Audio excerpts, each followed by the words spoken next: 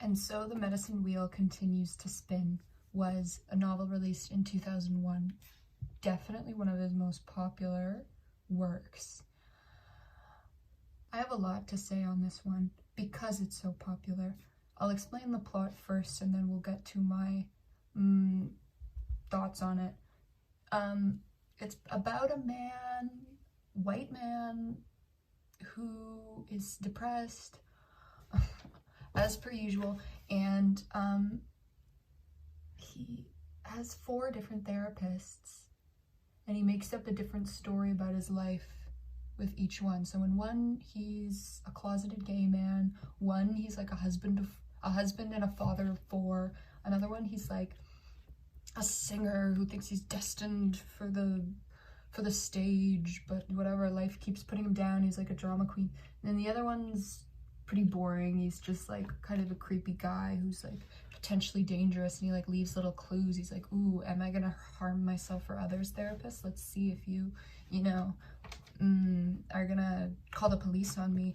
The guy's basically kind of crazy, but he's just like messing around and having fun. On the back though, like, the back has nothing to do with the book. Here's another interesting part. I'll read out the back in a second, but it says revised 2019 edition. Basically, he goes back and fixes things like George Lucas style, tweaks things, changes things all the time with this book. I don't know why. I didn't even know you could do that, because this one's signed with Penguin. This one isn't even under Mana, so what the hell, right? Anyways, I'll explain the back. Frank Motley, a New England bachelor, faces the realities of the 21st century United States healthcare system. Drifting from prescription to prescription, psychiatry, therapy, hypnosis, and Craigslist surgeons, he is desperate to cure what ails him. That has nothing to do with the book. Maybe it's what originally the book was. I tried to find other versions of the book online, but they're expensive because I don't know why. The resale value is so high on some of his rarer books. It's like, I think this guy's super underground, and then I can't get a fucking hold of a single book of his for, for a decent price. It sucks. Anyways, this is probably my least favorite one by him so far that I've read. It reads better than We Stayed a Deer from Mother Nature, but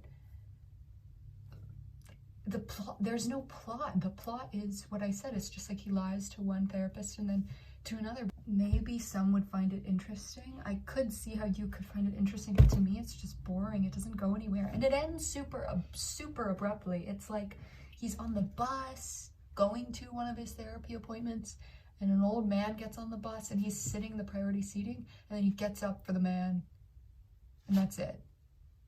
Like, and maybe it's meant to be like, he's a good person after all or something. I don't know what it's meant to be about. It's so crazy. And the thing is, I would excuse this book if I didn't know Paul like I do. The thing is,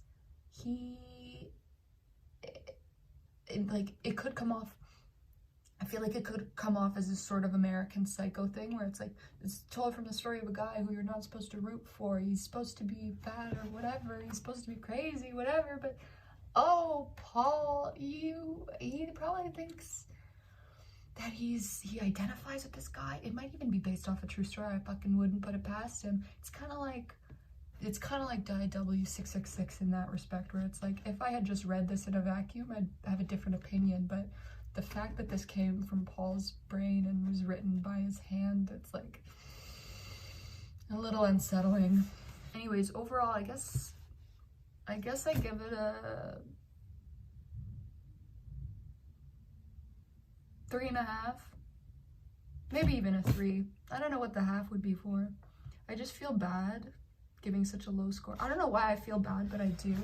And like, I do have this overwhelming fear constantly that I am just stupid and I don't get it, because he always says that in the blog. He's like, these people just don't get it. And like, I get a lot of what he does, but certain things I do critique, and I don't know if that's because he's smarter than I am or if it's because I am smarter than he is. I would never say that though. That's like heresy.